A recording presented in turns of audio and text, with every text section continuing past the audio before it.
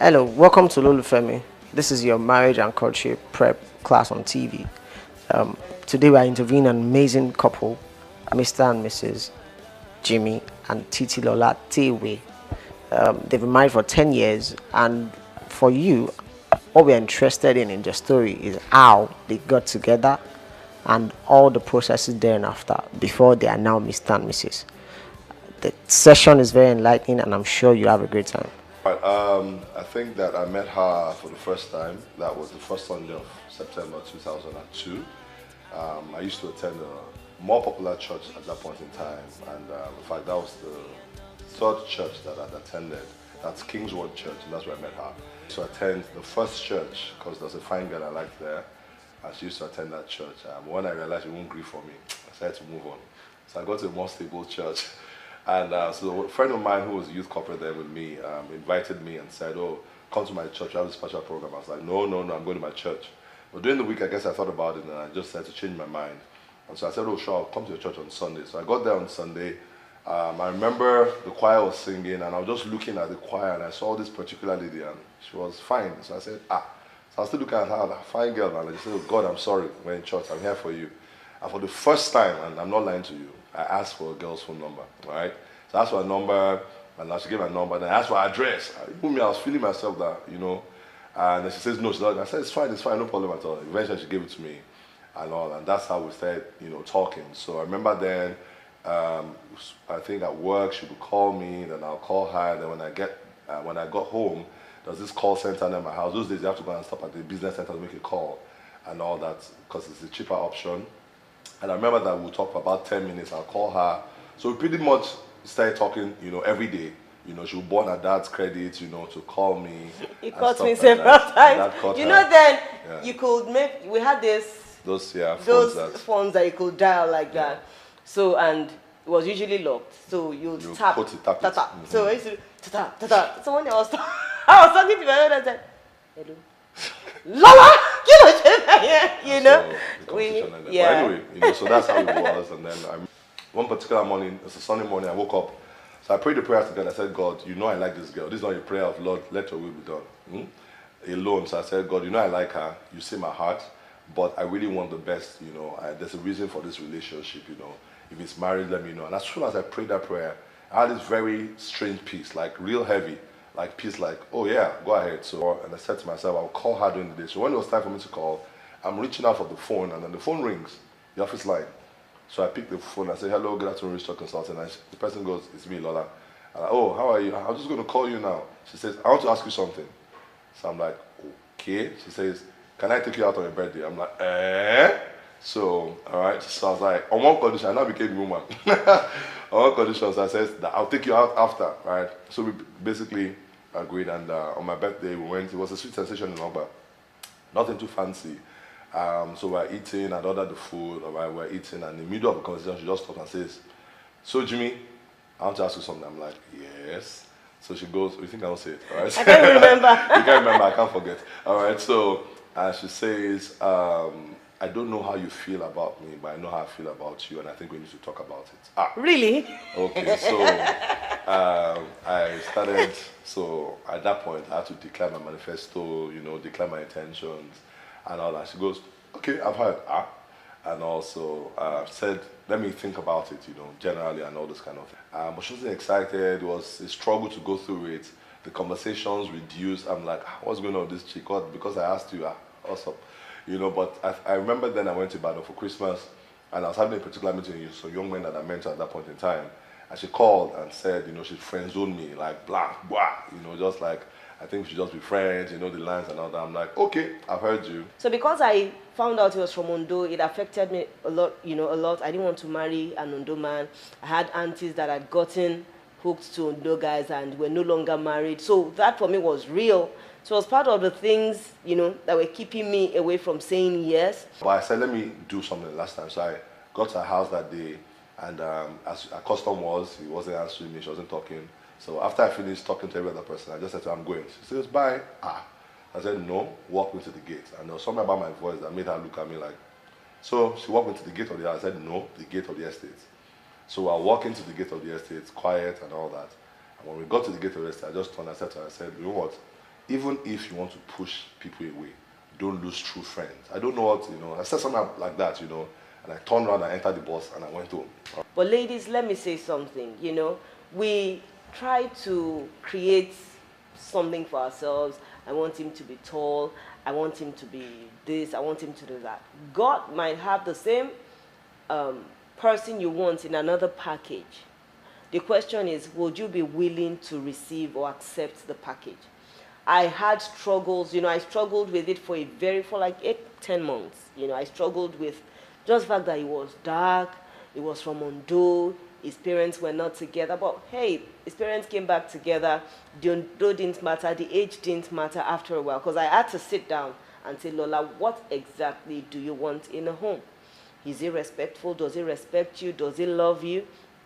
Is he understanding? And does he fear God? My husband fears God, and that was what I wanted. A lot of times we look on the outside, but what really would keep you going are the values and the things the guy, or the lady believes in. So I had all of those, and I was glad I had someone, number one, on the list, very, very fearing, God-fearing. And I think that put my heart at rest. And God, in a way, was like telling me, Lola, I've got your back. I've got you covered. And today, I'm grateful to God. All right, for guys, I think I was having a conversation with someone this week about that. You find that there's a lot of young guys now. So I told somebody some days ago that I got married when I was 27. I was like, that's young. And I'm like, no, I don't think it's young. I think that a lot of younger guys today, they want to make it, and not like they're not doing okay, but they want to really make it, before. And what that does is a mindset that makes the wife an acquisition, all right? And that's what happens, and it's unconscious, where you now get to a point that I now have enough money, I have a car, I have a house, I can now get a wife. No, a courtship is a practice of marriage, minus sex, all right? It's a courtship of marriage, right? And even including the sex part is self-control, because in marriage you still need self-control. And let me be very honest, one of the reasons why a guy would dump a lady like that is because he slept with her. There's something about sex, and I always like to say that once you begin to explore that part, every other part shuts down. You're not interested in those things. But when you close the door on sex in courtship, you are forced to understand that person. You are forced to know that person. Finding out that I was a little older than him was a big issue for me. I would sit down out and I was like, oh my God, I like this guy, but what would I tell people? What would people think? How would we do this? And that went on for a very long time. And I guess that all the while he was thinking, okay, this girl was playing hard to get. I wasn't playing hard to get. I had things I was thinking about, age, One day I was studying the Bible about this thing about age and all that, and I found out that in Genesis chapter 3, I believe, yeah? Genesis chapter 3, now what had happened was that God had said to Adam, that I'm putting this tree in the garden, don't touch it, right? Then the next thing that God now says is that it's not good for man to be alone. So before the issue of marriage came up, the issue of maturity, and that's what it is, seeing something you can do and not refusing, and refusing not to do it, is maturity. So maturity is what enables you to become married, not age. So you can be 37,000 years old. If you're still a boy, you will have problems in your marriage. Is it good or bad?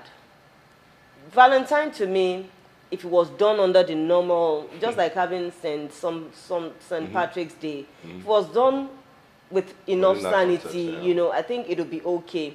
But now you see ladies going all out to get a guy, to, you go out, you go off just because, okay, I want a guy, and you do things you wouldn't have done on a normal day because you want to enjoy Valentine. Now, if that's the case, I would say don't have Valentine. Valentine doesn't add to you in that sense, doesn't add to who you are. You are who you are before Valentine's Day came. And if you add values before Valentine's Day came, I don't think Valentine's Day should erode your values. So really, what are your values? What are you looking out for? Who are you? Who do you see yourself as? Do I see myself as, someone that needs, if you have a low self-esteem, Valentine's Day would definitely affect you. You'd end up sleeping with a guy because you want something, and at the end of the day, the guy you felt was going to give you something might not even give you anything on that day. So a lot of ladies should beware of what they do or how they spend their Valentine's Day. We're not saying you shouldn't go out. You can go out, have fun with friends, but don't erode your values because you want to enjoy Valentine's Day. So set the boundaries far. So all this Netflix and chill, right? Two of you are watching movies together alone. I'm telling you, the devil will turn up. I'm telling you, right? And then initially it looks a little here, there.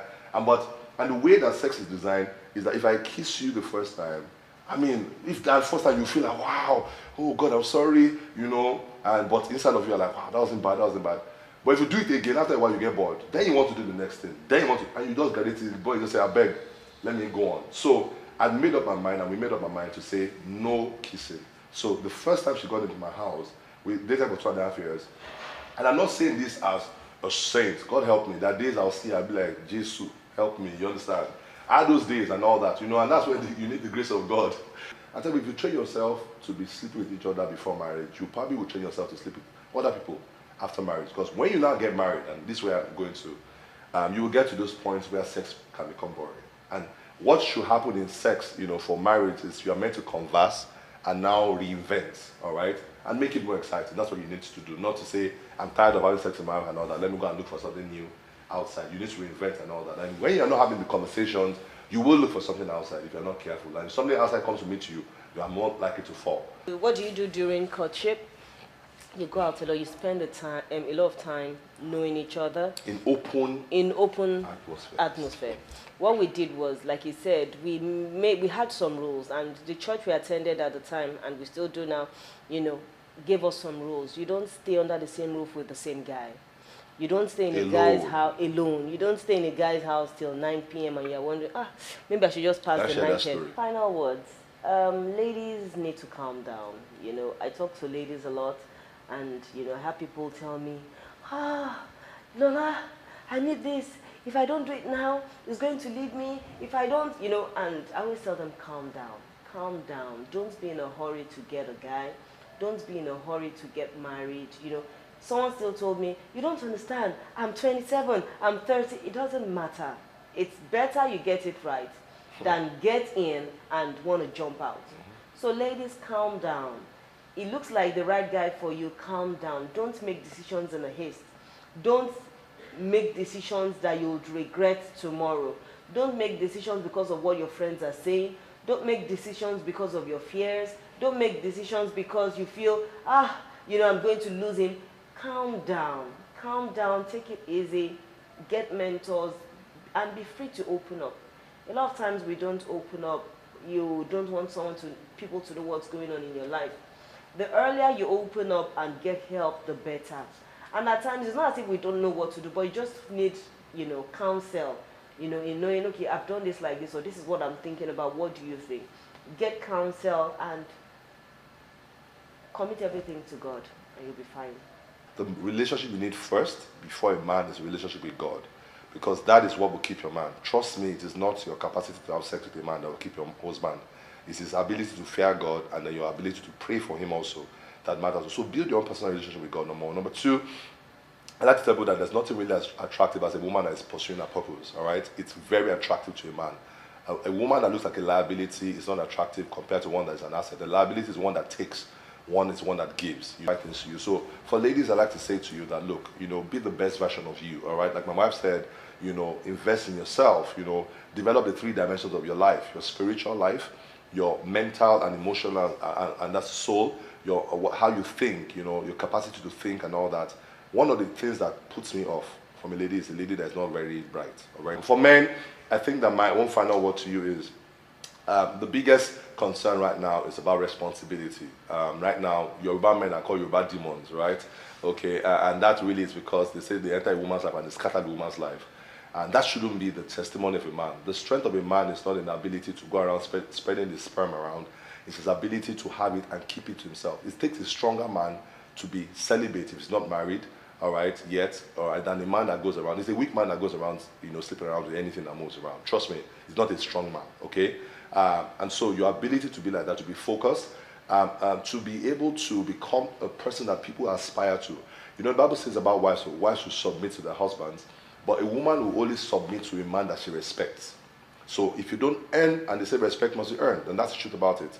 So you have to earn your respect by building trust, and that is shown in strength of character and competence also.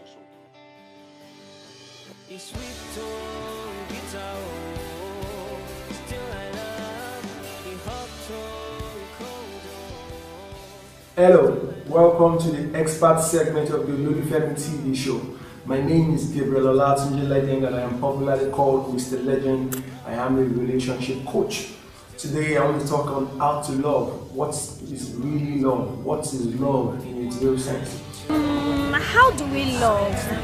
First of all, I think love has nothing to do with expectation. I think love is basically giving. Get stuff for people, call them regularly, check on them, pray for them. You can do it secretly, you can do it openly. Love is not something you can explain in words. It's the way you feel. Someone else shouldn't feel the same. I mean, it's just, you can't explain it.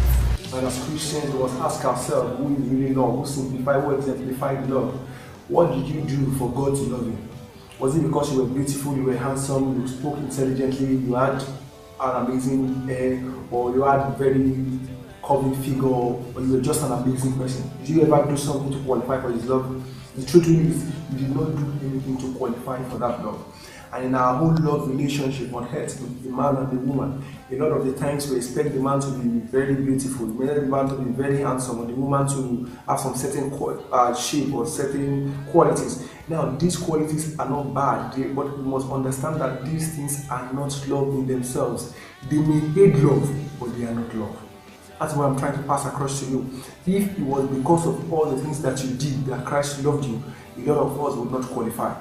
So in your love relationship, stop trying to look for Mr. Perfect or Mrs. Perfect. Stop trying to get someone who has it all. If the person does not have it all, you must understand that love is unconditional. Love is something that you can both sit together and work out. It is not because of what they have. It is not because of what they possess. You must love a person for who they are. One of the ways to prove to a person that you love them on a regular basis is to forgive them in advance. As long as you have determined in your heart that this is the person I want to spend the rest of my life with, the person has already checked all of your own checklists. Stop getting bothered about all of those other extra things that you desire, that you would love that they have, that they probably do not have. If you can work on them for them to have it, please do. But if they don't have it, let those things not be the defining moment or the defining decisions for you. Your job is to what? Love them unconditionally. Forgive them in advance. The proof of love is giving. Give to them. Give to them. Don't forget this. Don't ever forget this. If you want to truly love a person, and this is the best way to love a person, is to love the person not because of what the person is doing or what the person has done, but because of who the person is. This is how God loved you, and this is how we want to love you. This is what He expects of us. Till I meet you again, keep the fire burning.